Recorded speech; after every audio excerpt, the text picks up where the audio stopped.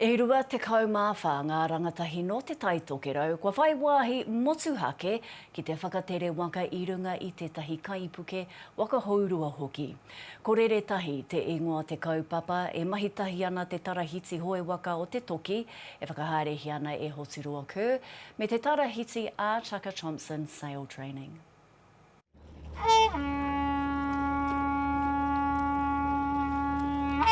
He haerenga e pai heretia i ngā tikanga whakatere mana te Pākehā a te Māori anō hoki.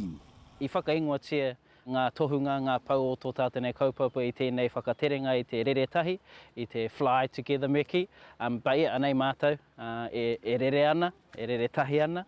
Koe ke ngā kaumana rangatahi nei o te Tai Tokerau i te kaipuke o te ātaka Thompson me te waka hourua o hine moana. Kua kotahi wiki rātau e whakatere ana i ngā wai o te Tai Tokerau.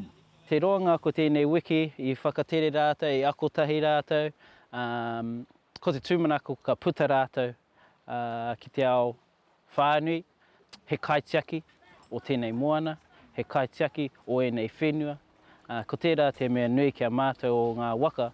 He horonga tēnei ki wainga i te tarahiti ātaka Thompson me te tarahiti o te toki.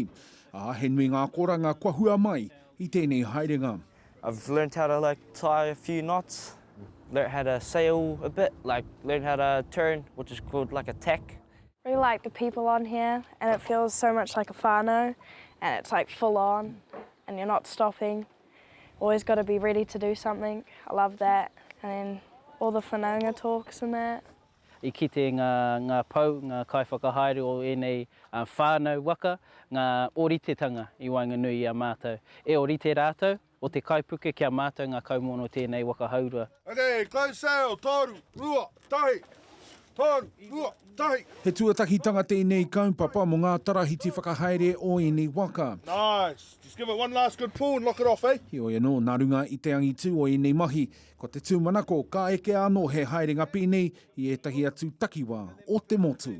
Tūmomao Harawira, te ao Marama.